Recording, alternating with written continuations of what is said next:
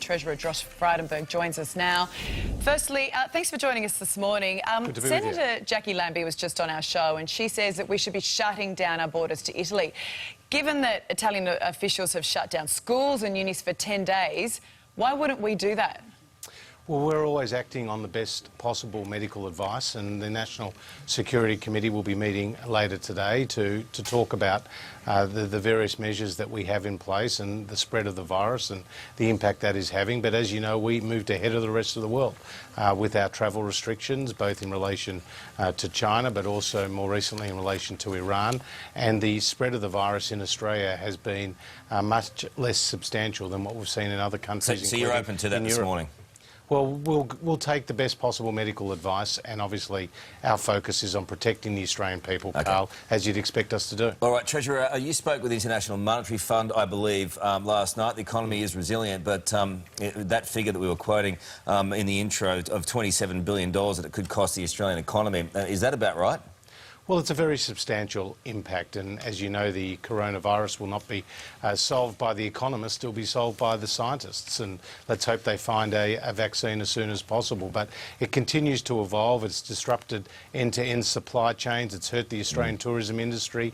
It's seen many international students not being able to get to our country to start their course. So the impact on the economy has been severe and significant, but as the Prime Minister has foreshadowed, we will be making an announcement about a series of fiscal measures sooner than later.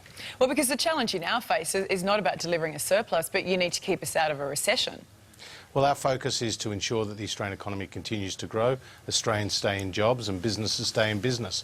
And yesterday we got the December quarter national accounts, and they showed that the Australian economy had improved and was strengthening. And we saw a jump in through the year growth from 1.8% in September to 2.2% at the end of December. And that shows that we were growing, that the economy was strengthening, and that's why we feel confident about our ability to get through this. But that doesn't take into account coronavirus or bushfires.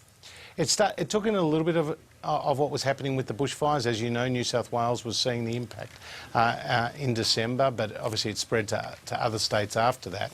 But in terms of the coronavirus, you're right. That has been a 2020 phenomenon, and the impact of that is significant. Well, it's going to be significant, and given the predictions and how long this crisis might go, I mean, how do you guarantee that we don't slip into a recession?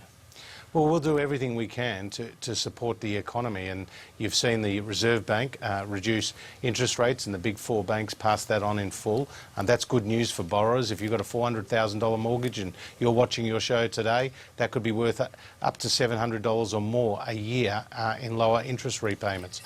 In terms of the fiscal measures that we're undertaking, we'll be looking to support business, support their cash flow, and support jobs. OK, you can't guarantee that we're not going to slip into recession, though. I guess no one can. Well, what I can guarantee is that we are doing everything possible to strengthen the Australian economy. We've been lowering taxes, we've been rolling out infrastructure, we've been creating new apprenticeships.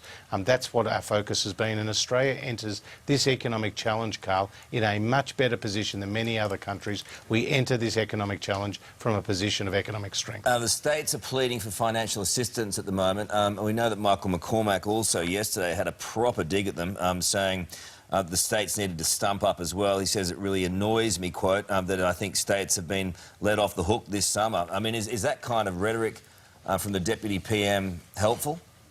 Well, look, obviously we work with the states, whether it's on the coronavirus, whether it's in response to the bushfires, or response to a whole lot of other challenges. But the states have their own balance sheets. They have their own ability to respond to some of these challenges, and no doubt they'll be digging into their pockets just as we are at the federal level. But we'll work together constructively because we both serve the same constituency, namely the Australian people. And will you look for tax breaks for small businesses? And something else that's been discussed lately is about hitting our big four banks with another levy. Is that something that is on the table? We're not considering changing the levy.